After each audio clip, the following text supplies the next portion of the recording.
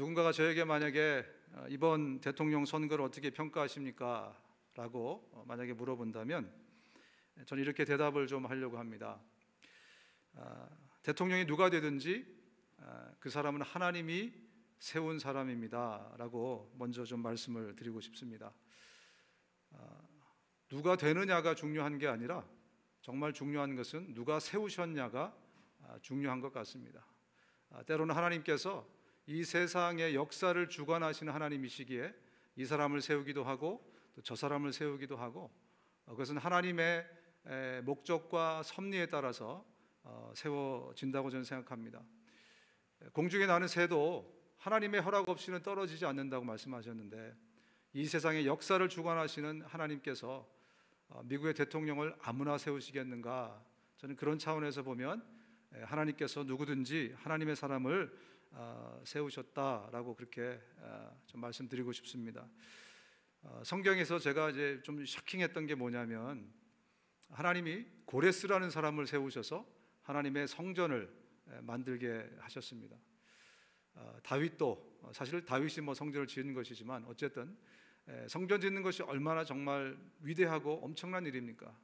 그런데 하나님께서는 하나님을 모르는 이방인인 고레스를 통해서 하나님의 성전을, 스룹바벨과 예수아를 보내서 그렇게 하신 것을 제가 보면서 그렇지, 역사의 주관자는 하나님이시지라는 생각을 다시 한번 좀 하게 됐습니다.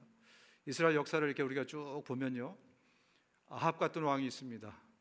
여로보암 같은 왕이 있어요. 므낫세 같이 정말 극악한 사람이 있습니다. 자기의 아들을 불살라서 죽일 정도로 그런 이스라엘의 하나님의 종이 그런 일을 하는 왕도 있었습니다. 반면에 다윗 같은 성군이 있습니다. 여러분 잘 아시는 히스기야, 하여튼 그런 요시야, 이런 왕들이 또 있습니다.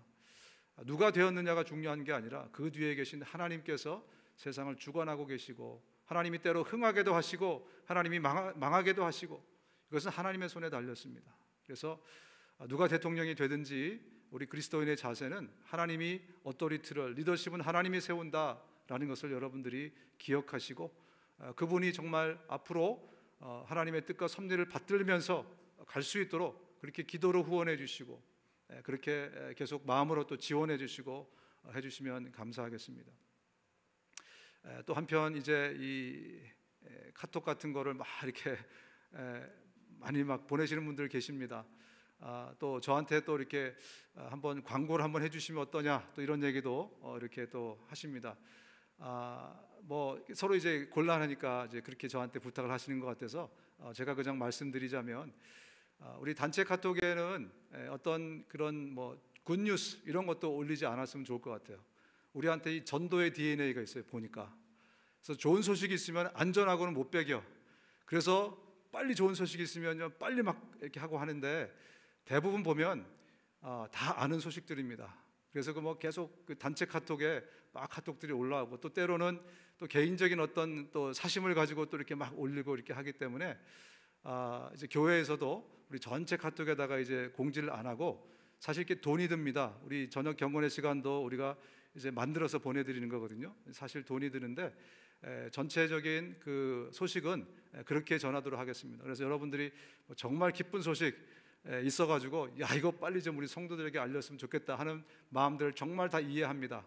그런데 알고 보면 거의 90% 이상은 이미 다 알고 있는 소식들이거든요. 그래서 기쁜 소식이 됐든 뭐가 됐든지 간에 교회에다 연락을 해주시면, 정말 이거는 빨리 해야 되겠다 그러면 교회에서 공식적으로 이렇게 나가도록 하고, 그 다음에 이제 단체로 묶어진 그런 이제 카톡들에 대해서는 3명 이상 되면 거기다가는 개인적인 것을 좀 올리지 마시고 거기에 관련된 것들을 올려주십사, 이렇게 좀 제가 겸사겸사 말씀을 드리겠습니다.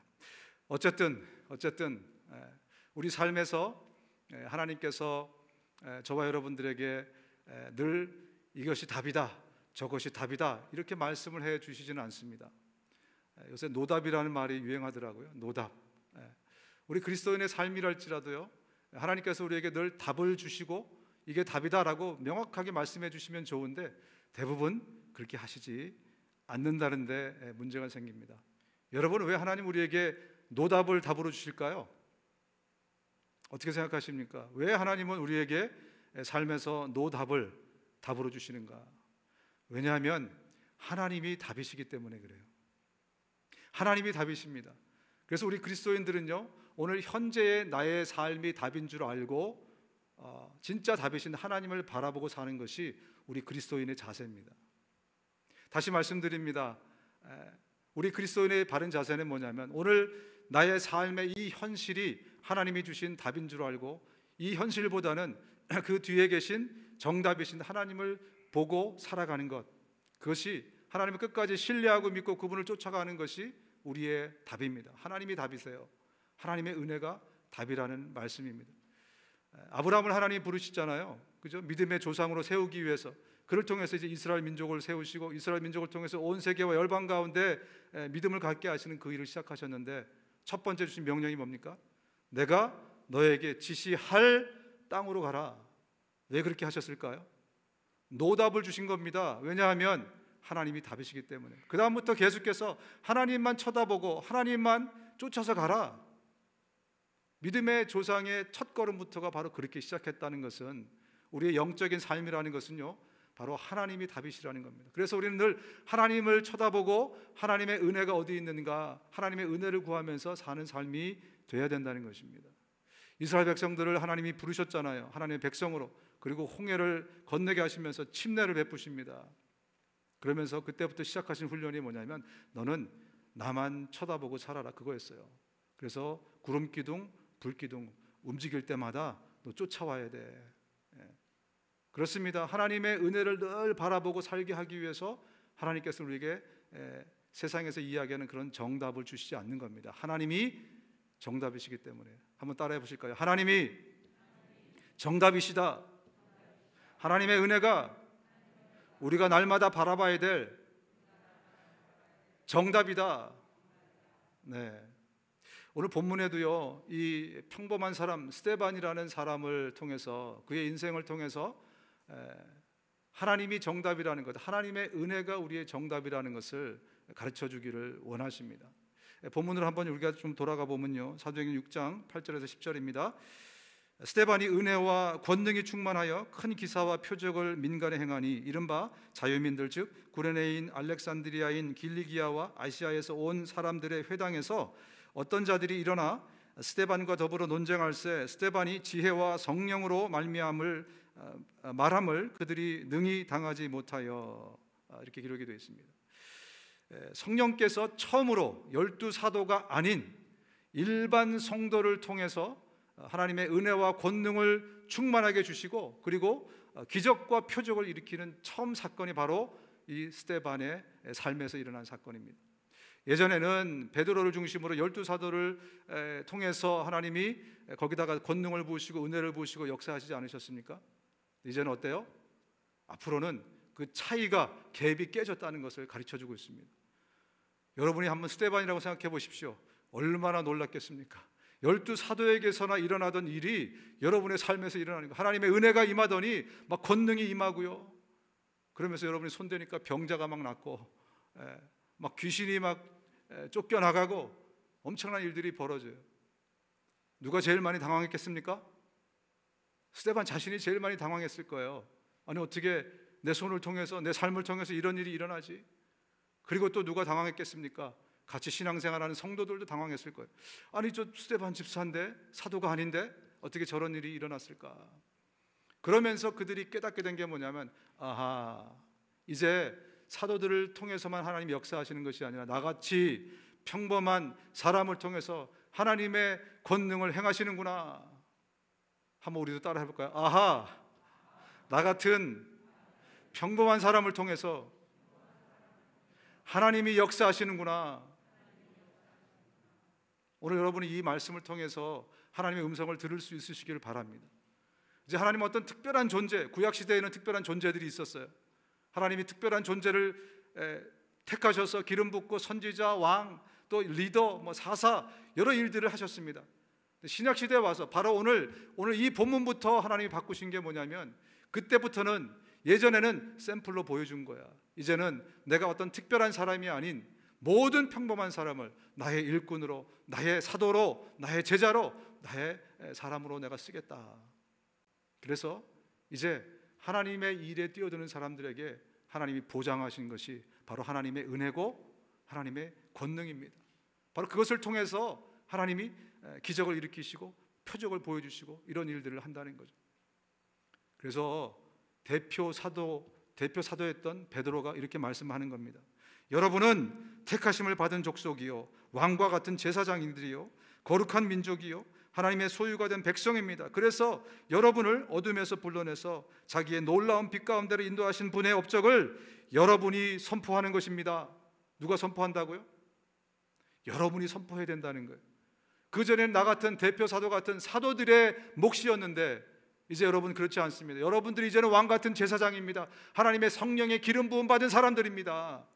이제는 여러분들이 주님의 위대하고 놀라운 일들을 감당하십시오 라고 대표 사도 베드로가 베드로전서에 이렇게 기록하고 있는 것입니다. 여러분 오늘 본문을 보면 스데반이 이 기적과 표적을 행하게 된 이유가 하나님께서 은혜와 권능을 충만하게 부으셨기 때문이다 라고 그렇게 말씀을 하고 있습니다. 여러분 은혜 많이 들어보셨죠? 카리스라는 단어입니다. 이 카리스라는 단어는요 선물이라는 뜻이에요. 선물. 영적인 은혜는요 하나님의 선물입니다. 선물이기 때문에 굉장히 수동적이에요. 내가 막 선물을 막 만들 수는 없잖아요, 그죠? 누가 줘야 받는 게 선물이잖아요, 그죠? 그렇듯이 하나님의 은혜라는 것은요, 영적 은혜라는 것은 하나님이 주셔야만 되는 거예요. 내가 차라리 노력해서 얻을 수 있는 거라면 얼마든지 영적인 은혜를 내가 막 만들어낼 수 있겠지만 너무나 안타깝게도 이 영적인 은혜는 카리스는 하나님께서 우리에게 주셔야만 됩니다. 근데 더 큰 문제가 뭔지 아세요? 많은 사람들이요 이 영적 은혜가 반드시 우리에게 있어야 된다는 사실을 모르고 살아간다는 사실. 이 영적인 은혜가 반드시 우리 삶에 있어야 된다, 이 영적인 능력이 반드시 우리 삶에 있어야 된다라는 것을 많은 사람들이, 특히 그리스도인들조차도 이것을 잘 모르고 살아간다는 데 문제가 있습니다. 왜냐하면 영적인 능력이 내 안에 없어도, 그 은혜가 없어도 아침에 눈을 뜨면 해가 있거든요. 오늘처럼 비가 내리거든요. 삶을 사는데 지장이 없어요. 그러다 보니까 사람들이 생각하는 게 뭐냐면, 특별히 우리 그리스도인들마저도 하나님의 은혜 없어도 내가 살 수 있다, 이런 착각에 빠지면서 살아간다는 겁니다. 여러분, 우리는 하나님의 은혜 없이는 존재할 수 없는 존재입니다. 특별히 영적인 세계에서는 우리는 아무것도 할 수 없습니다. 여러분, 영적인 세계에서 하나님의 은혜는 절대적인 것입니다. 영적인 세계에서는 우리가 할 수 있는 일이 아무것도 없어요. 영적 전쟁이 일어나 봤자 우리 스스로 영적 전쟁에 쓸 무기를 만들어낼 수 있느냐? 그렇지 않죠. 그래서 하나님의 은혜는 특별히 우리 그리스도인의 삶에 절대적이라는 사실을 여러분 기억하십시오. 그래서 우리 날마다 하나님의 은혜를 쳐다보고 살아가요. 하나님의 은혜를 나에게 주십시오라고 간구하는 마음으로 그 은혜를 기도하면서 우리가 살아가야 된다는 것입니다. 그래서 성령께서는요, 우리들의 삶에서 일어나는 크고 작은 사건들을 통해서 너에게, 당신에게 하나님의 은혜는 꼭 필요합니다 라는 것을 계속 가르쳐주고 계십니다. 특별히 고난이라는 것, 이 고난은 하나님이 자주 쓰시는 영적인 도구인데, 이 고난을 통해서 하나님의 은혜가 우리 삶에 꼭 필요하다는 것을 계속해서 성령께서 가르쳐주고 계십니다. 여러분, 사무엘상은 이 한나라는 여인의 고난의 이야기로 시작이 됩니다. 사무엘상, 이 한나라는 여인은 아주 좋은 집안에 시집을 가게 됩니다. 그래서 남부러울 것이 없는 그런 삶을 살게 되죠. 남편도 너무나 잘해줘요. 그래서 한 여인으로서는 당시에, 이 시대는 사사시대입니다. 이 사사시대에 아주 남부러울 것이 없는 그런 삶을 살고 있던 한 여인이었는데, 문제는 뭐냐면 행복하지 않았어요. 왜냐하면 아기를 낳지 못하기 때문에 그래요. 그래서 첩을 얻게 됩니다. 남편이 첩을 얻는데, 분인나라는 이 여자가 아주 굉장히 악독한 여자였던 것 같아요. 자기는 이제 애를 뭐 펑펑 낳는다고 뭐 굉장히 무시하고 자존심을 상하게 하고 스트레스 받게 하고 너무나 힘들었던 모양이에요. 그래서 성경에 기록하기를 대적자 분인나라고 이렇게 표현할 정도로 그런 스트레스 가운데 이 한나가 살고 있었습니다. 이 여인이 그래서 그 하나님의 궤가 있던 성막이 있던 실로에 갈 때마다 가서 기도를 드렸어요. 예전에는 하나님이 거기 계셨거든요. 그 법궤 위에 계셨기 때문에 기도하러 가려면 실로에 가서 기도를 해야 돼요. 오늘 우리는 성령의 시대는 아무 때나 어디서든지 기도할 수 있지만 당시에는 그들이 그래서 거기에 가서 기도했던 것입니다. 실로에 갈 때마다 간절히 기도하고 몇 년을 그렇게 환난과 핍박과 고난 가운데 있다가 하나님이 드디어 주신 선물이 바로 사무엘이라는 선물입니다. 사무엘이라는 은혜예요. 그 고난 가운데 하나님이 사무엘이라는 은혜를 주시면서 너의 삶은 하나님의 은혜가 꼭 필요한 삶이다 라는 것을 가르쳐 주신 것입니다. 그런데 사실 한나에게만 가르쳐 주신 것이 아닙니다. 이것은 이스라엘 백성들에게 가르쳐 주신 것입니다. 그렇기 때문에 사무엘상 첫 번째 바로 이 사건이 나오는 것입니다. 당시는 사사시대였습니다. 사사시대는요, 하나님 없이도 살 수 있다고 그들이 생각했던 아주 엄청난 착각 가운데 살아갔던 그런 시대이지 않습니까? 여러분 잘 아시는 말씀입니다. 한번 같이 읽어볼까요? 사무엘상 1장 6절 시작. 여호와께서 죄송합니다. 그 다음 거를 읽죠. 사사기 21장 25절입니다. 같이 읽겠습니다. 사사기 21장 25절 시작. 그때 이스라엘에 왕이 없으므로 사람이 각기 자기의 소견에 옳은 대로 행하였더라. 하나님의 은혜 없이도 우리 충분히 살 수 있습니다. 그렇게 생각했던 시대라는 겁니다. 이스라엘의 왕이 누굽니까? 하나님이시지 않습니까? 그런데 그 하나님을 하나님으로 모시지 않고 자기의 옳은 대로, 소견에 옳은 대로 자기 마음대로 살았던 그 시대, 한 여인의 이 고난을 통해서 또 그 여인에게, 그리고 또한 이스라엘 백성들에게 너희는 나의 은혜로, 하나님의 은혜로 사는 존재들이다 라는 것을 가르쳐주기 위해서 사무엘을 보내신 것입니다. 사무엘이라는 이 이름의 뜻이 뭔지 아십니까? 하나님께 구했다라는 뜻이, 하나님께 간구했다. 이제는 이스라엘 백성들아, 너희는 하나님께 간구하며 하나님의 은혜를 간구하는 삶을 살아라. 그 메시지를 던져주고 계십니다. 그래서 하나님이 사무엘을 세우셨을 때 이스라엘 백성들이 그때 변화되기 시작합니다. 하나님의 은혜로 사무엘을 주신 거죠. 정말 그 고난과 고통 가운데 늘 외부 민족들에게 핍박당하고 어려움당하고 했던 그 시대를 하나님이 이제 종식시키기 위해서 하나님의 선물 사무엘을 그들에게 주시면서 이제 그들의 삶에 하나님의 은혜가 임하기 시작합니다. 그래서 그들이 사무엘을 중심으로 다시 모이기 시작했어요. 그래서 미스바에서 이제 회개 운동이 벌어집니다. 다시 그들이 모든 것들을 내려놓고 하나님을 붙들고 하나님의 은혜로 살겠습니다. 이렇게 그들이 다짐을 하고 미스바에 모여서 같이 회개 운동을 하고 있는데, 근데 어떤 일이 벌어집니까? 그들이 미스바에 모여 물을 길어 여호와 앞에 붓고 그날에 금식하고 거기서 가로되 우리가 여호와께 범죄하였나이다 하니라. 사무엘이 미스바에서 이스라엘 자손을 다스리니라. 이제 그 사람을 중심으로, 사무엘을 중심으로 하나님의 은혜만 우리가 구하며 살겠습니다라고 다짐했는데, 바로 이때 어떤 일이 성경을 보시면 벌어지냐면요, 블레셋 군대가 막 쳐들어와요. 블레셋 군인들이 막 쳐들어오는데, 그래서 너무 겁이 나니까 이 사람들이 이렇게 사무엘에게 요구합니다. 사무엘에게 이르되 당신은 우리를 위하여 우리 하나님 여호와께 쉬지 말고 부르짖어 우리를 블레셋 사람의 손에서 구원하게 하소서. 우리 좀 살려주십시오라고 막 그렇게 요청합니다. 그랬더니 사무엘이 어떻게 합니까? 전쟁을 해야 될 판에 사무엘이 양을 잡아가지고요, 번제를 하나님께 드리면서 예배를 드립니다. 그러니까 어떻게 되겠어요? 블레셋 사람들이 저 멀리 있다가 막 말 타고 막 달려와가지고 바로 코앞에까지 오는 겁니다. 이제 큰일 났습니다. 조금 있으면 완전히 다 그냥 모두가 다 죽게 생겼어요. 근데 바로 그때 어떤 일이 벌어지느냐, 성경을 보시면 하나님이 우레를 보내셨더라 이렇게 말씀하고 있어요. 손가락 까딱하지 않고 하나님의 은혜로 완전히 블레셋 백성들을 완전히 멸절시키는 그러한 일들을 그들이 경험한 겁니다. 왜요? 그들의 눈앞에서, 그들의 삶의 한가운데서 하나님이 너희들 봐라, 이제 앞으로 너희들은 나의 은혜로 사는 사람들이야. 날마다 나의 은혜를 너희가 구해야 돼. 이 메시지를, 시청과 교육을 바로 그들에게 해 주신 것입니다.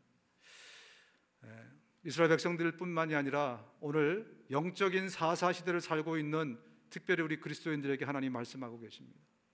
우리에게 하나님의 특별한 은혜가 반드시 필요합니다. 지금 우리가 하나님의 새 생명을 얻었습니다. 그래서 우리가 정말 하나님의 사람으로 이 땅을 살아가고 있지만 우리 가운데 어떤 착각이 일어나는가? 우리가 여전히 하나님의 일반적인 은혜 가운데 살아가고 있기 때문에 하나님의 이 영적인 은혜가 우리에게 꼭 필요한 건 아니다, 이렇게 착각에 빠질 정도로 살아가고 있습니다. 왜? 눈을 뜨면 태양이 떠 있고 비가 내리고 우리가 사는데 지장이 없기 때문에 우리 그리스도인들마저도 영적인 사사시대를 살고 있다는 것입니다. 여러분, 하나님의 은혜를 날마다 구하십시오. 우리의 영적 세계에서는 하나님의 은혜가 없으면 우리는 무너질 수밖에 없습니다. 우리는 정말 그 앞에서 무기력하게 무너질 수밖에 없어요. 저와 여러분의 삶에 날마다 영적인 은혜가 좀 있었으면 좋겠습니다. 요즘 제가 가만히 있을 때 하는 운동이 있습니다. 뭐냐면 이렇게 하는 거예요. 이렇게 보이십니까? 무슨 운동하는지? 종아리 운동을 하고 있습니다. 종아리 운동. 이 종아리 운동이 제2의 종아리 근육이 제2의 심장이라 그러더라고요. 이 심장이 약한 사람들이 종아리 운동을 열심히 하시기 바랍니다. 이게 사람이 이렇게 서 있는데 심장이 피를 뿜어주면 이 피가 밑으로 내려가잖아요. 근데 종아리 근육이 이것을 다시 펌프질을 해가지고 올려주지 않으면 심장에 굉장히 무리가 가고 그 다음에 온몸에 피가 안 돈대요. 종아리는 제2의 심장이다. 제가 이 얘기를 왜 드리냐면, 여러분, 영적인 하나님의 은혜는 제2의 생명입니다. 이미 저와 여러분들에게 하나님이 생명을 주셨지만 우리가 하나님의 은혜로 풍성하지 않으면 종아리 근육이 약한 것처럼 피를 뿜어줄 수가 없어요. 그래서 우리가 아무것도 아닌 일에 시험 들기 시작하고 넘어지고 중요하지 않은 일에 목숨 걸고 막 이렇게 살아갈 수밖에 없는 그런 종교인으로 전락할 수밖에 없는 삶을 살게 된다는 겁니다. 제2의 심장이 종아리이듯이 여러분, 제2의 우리 생명은 하나님의 은혜, 하나님의 영적인 은혜라는 걸 기억하시고 날마다 그 은혜를 구하시기 바랍니다. 두 번째, 하나님의 은혜가 충만하게 임하자마자 나타난 현상이 뭐냐면 스데반의 삶에 하나님의 권능이 주어진 것입니다. 이 권능은 여러분 아시는 것처럼 능력, 두나미스, 그것을 이야기합니다. 그래서 그것을 통해서, 그 능력을 통해서 표적들을 많이 일으키기 시작해요. 지난번에 말씀드렸지만 표적은 목적이 있는 그런 기적입니다. 기적은 기적인데 목적이 있는 기적이 있을 때 표적이라고 얘기합니다. 그 목적은 우리의 삶을 윤택하게 할 목적이 아니라 하나님의 위대한 일을 감당하게 하기 위한, 다시 말하면 영혼을 구원하고 또 그 영혼을 양육하고 하기 위한 능력, 하기 위한 그런 어떤 표적이 나타났다는 것입니다. 그래서 스데반이 손을 댔을 때마다 그런 표적들이 일어났다라고 말씀하고 있는 것입니다. 성경에 보면 바울도 이렇게 얘기를 합니다. 내 말과 내 전도함이 설득력 있는 지혜의 말로 하지 아니하고 다만 성령의 나타남과 능력으로 하였다. 바울도 말씀을 전하고 하나님의 일을 할 때 능력이, 하나님의 능력이 그의 삶에서 임했다는 거죠. 그러면서 말씀 전할 때 많은 표적들이 막 일어납니다. 그래서 여러분 사도행전을 읽다 보면 바울이 어떤 표적들을 일으키셨는지를 많이 발견하게 될 겁니다. 하나님께서 하나님의 은혜가 충만하게 될 때 우리에게 능력을 또 충만하게 하시고 그 능력을 통해서 많은 표적과 기적을 또 행하게 하시고 그러면서 영혼을 구원하게 하시고 그들을 또 말씀으로 양육하게 하시고 이런 일들이 우리의 삶에서 나타나게 된다는 거죠. 어떤 분이 이런 말을 하셨어요. 선교가 너무 쉬웠다. 그래가지고 제가 이 말을 듣고 깜짝 놀랐습니다. 선교가 쉬워? 목회가 얼마나 어려운데 선교가 쉬워? 목회보다 더 어려운 게 선교로 알고 있는데 마치 뭐 공부가 제일 쉬웠다 뭐 이런 말하고 저한테 되게 비슷하게 들렸어요. 공부가 제일 쉬워? 그럴 리가 있나? 그래서 이분의 간증을 제가 한번 찾아봤어요. 박철현 선교사님이라는 분입니다. 이분은 말레이시아에 있는 정글에서 원주민을 대상으로 사역하는 분입니다. 근데 이분은 정말 성령의 그 권능의 힘으로 사역하는 분이에요.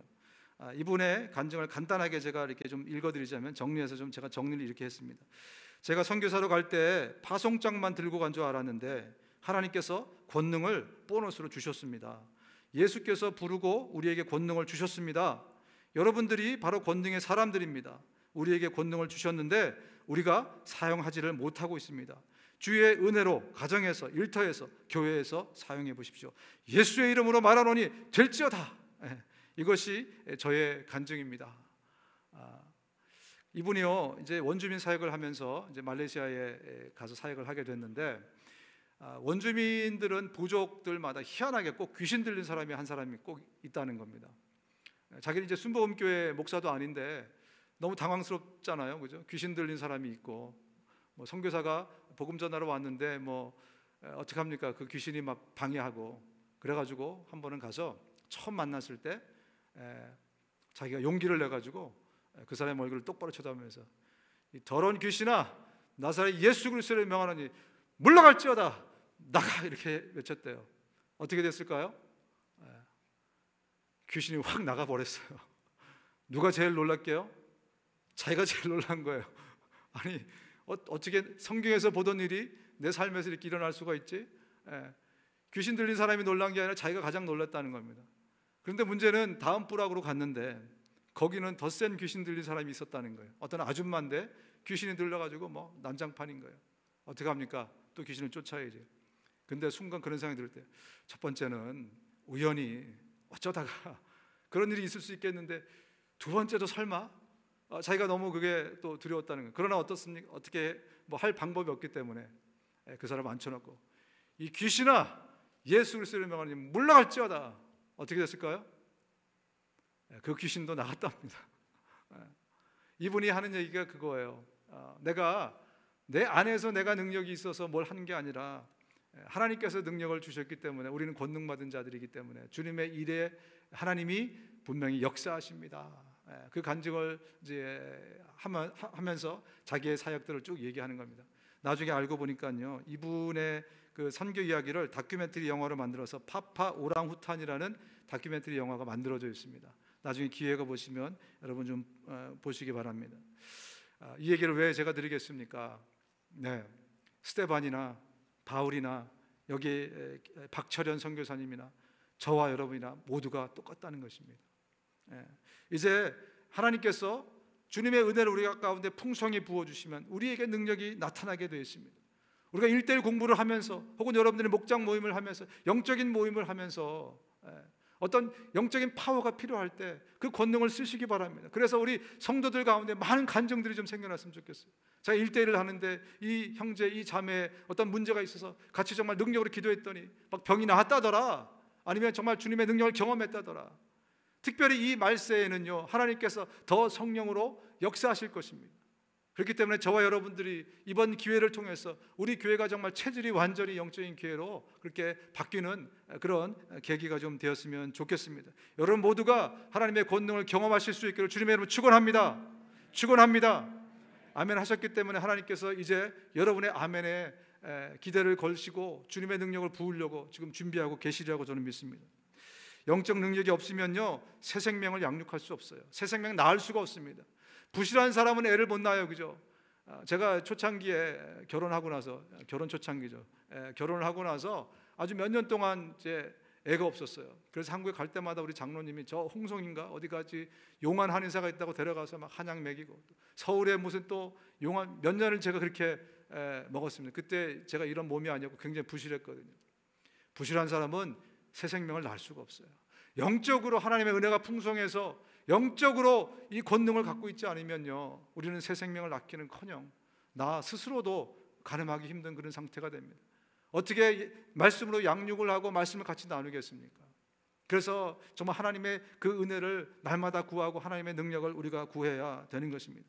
오늘 본문을 보면요, 영적 방해가 전방위적으로 들어와요. 이 헬라파 유대인들이 여기저기 저 북쪽에 이 자유민들, 리버디노 사람들이라고 하거든요. 그 사람들이죠. 서쪽에 또 북쪽에 있는 아시아 길리기아파, 또 남쪽에 구레네, 알렉산드리아, 여러 천지 사방에서 합동으로 지금 공격이 들어옵니다. 근데 성령께서 스데반에게 능력을 힘있게 하시니까 어떤 현상이 일어납니까? 6장 10절에 이렇게 말씀합니다. 스데반이 지혜와 성령으로 말함을 저희가 능히 감당하지 못하여. 하나님의 은혜가 충만하게 임하니까, 하나님께서 능력을 부으시니까 스데반의 말을 모든 사람들이 다 왔지만 감당하지 못했다라고 말씀하고 있습니다. 그러니까 그 사람들이 어떻게 합니까? 막 거짓말로 사람들을 사고 선동해가지고, 그래서 드디어 산헤드린 공회에다가 이 스데반을 넘깁니다. 이 장면을 제가 쭉 보면서 마태복음 26장이 생각이 났어요. 오늘 13, 14절에 일어났던 일이 언제 똑같이 일어났냐면요, 마태복음 26장에 그때 일어났던 일을 반복하고 있습니다. 대제사장들과 온 공회가 예수를 죽이려고 그를 칠 증거를 찾음에 거짓 증인이 많이 왔으나 얻지 못하더니 후에 두 사람이 와서 가로되 이 사람의 말이 내가 하나님의 성전을 헐고 사흘에 지을 수 있다 하더라. 예수님께 했던 이 일이 똑같이 일어나요. 무슨 얘기입니까? 사탄이 하고 있다는 거예요. 겉으로 볼 때는 사람들을 통해서 지금 스데반을 핍박하고 있는 것 같지만 사탄이 지금 스데반을 죽이려고 이 일을 사탄이 똑같이 벌이고 있다는 것을 우리가 볼 줄 알아야 됩니다. 그렇습니다. 여러분들이 영적인 일에 나서는 순간 사탄은 결코 가만히 있지 않습니다. 그래서 우리에게 영적 능력이 더 필요한 거예요. 더 하나님의 영적 은혜가 내 안에 풍성할 수 있도록 더 기도하셔야 되는 이유가 바로 여기에 있습니다. 아까 말씀드렸지만 영적 세계에서는 우리 스스로 할 수 있는 일이 아무것도 없기 때문에 그래요. 1대1을 시작했지만 금방 깨집니다. 여러분, 내 안에 하나님의 영적인 은혜가 없으면요, 오히려 안 하니만 못하는 그런 일이 발생할 수도 있어요. 막 상대가 시험 들기도 하고요, 괜히 아무것도 아닌 일에 삐치기도 하고요, 하다 보면 별의별 일 다 일어나는데 기도밖에 없습니다. 여러분, 우리가 정말 그렇게 해서 이 영적인 일을 성공하실 수 있기를 바랍니다. 은혜가 넘치는 삶은 반드시 그 삶에서, 그 얼굴에서 빛이 나게 되어 있습니다. 오늘 마지막 절을 15절을 보시면 공회 중에 앉은 사람들이 다 스데반을 주목하여 보니 그 얼굴이 천사의 얼굴과 같더라. 천사의 얼굴과 같다는 의미가 어떤 의미냐? 천사의 얼굴처럼 광채가 났다는 겁니다. 빛이 났다는 겁니다. 어디서 보던 장면이죠, 여러분? 출애굽기에서 보던 장면입니다. 모세에게 일어났던 일이 지금 스데반에게서 똑같이 일어나고 있는 겁니다. 출애굽기 34장입니다. 모세가 그 증거의 두 판을 모세의 손에 들고 시내산에서 내려오니 그 산에서 내려올 때 모세는 자기가 여호와와 말씀하였음으로 말미암아 얼굴 피부에 광채가 나나 깨닫지 못하였더라. 똑같은 장면이 오늘 본문에 일어나고 있는 거예요. 언제, 왜 모세의 얼굴에 광채가 일어났다고요? 하나님의 은혜가 충만하니까 그 얼굴에서 하나님과 대면하고 있었기 때문에 그 얼굴에서 광채가 났다는 것입니다. 하나님의 은혜가 충만한 삶에는요, 늘 그의 삶에서, 그의 얼굴에서 광채가 나게 마련입니다. 우리 얼굴 광채를 내기 위해서 제가 알아보니까 물광 크림이라는 게 있더라고요. 우리 자매들이 얼굴 광채를 내기 위해서 물광 크림을 그런다고 여러분 우리의 얼굴에 빛이 나겠습니까? 우리가 연예인처럼 되겠습니까? 여러분들의 얼굴에 빛이 나기 위해서는 하나님의 은혜가 충만하셔야 됩니다. 하나님의 은혜를 충만하게 사모하시기 바랍니다. 예수께서 기도하고 계시는데 그 얼굴 모습이 변하고 그 옷이 눈부시게 휘어지고 빛이 났더라. 예수님이 기도하실 때 하나님의 은혜가 충만하게 임하니까 어떻게 됐다고요? 거기서 광채가 났다는 얘기를 하고 있어요. 여러분, 은혜의 자리에 가시기를 바랍니다. 늘 이 기도의 자리에, 은혜의 자리에 말씀해 가시면 우리의 삶이 광채가 나게 되어 있습니다. 죄 짓는 자리에 갔다 와 보세요. 어두울 수밖에 없습니다. 죄 짓는 자리에 있다 오면 우리의 얼굴이 어두울 수밖에 없습니다. 우리의 삶이 어두울 수밖에 없어요. 정말 주님의 은혜가 충만한 그 자리, 날마다 사모하면서 그 자리로 달려가실 수 있기를 주님의 이름으로 축원합니다.